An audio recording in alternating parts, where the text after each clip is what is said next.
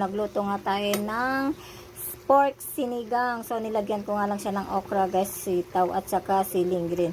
Siyempre, kaya tayo naglagay din tayo at naglagay rin tayo dyan ng taro. So, konti lang guys ang nilagay natin. Hindi natin kinumpleto yung gulay kasi sobrang mahal ang mga bilihin. Sobrang mahal talaga. Ang mahal ng bilihin. So, simpleng gulay lang, simpleng sahog lang, yan lang po. So, para may ulam tayo hanggang bukas ng umaga. Ayan. So, ilagay na nga natin guys yung ating talbos ng kakal. Lagay na natin siya guys.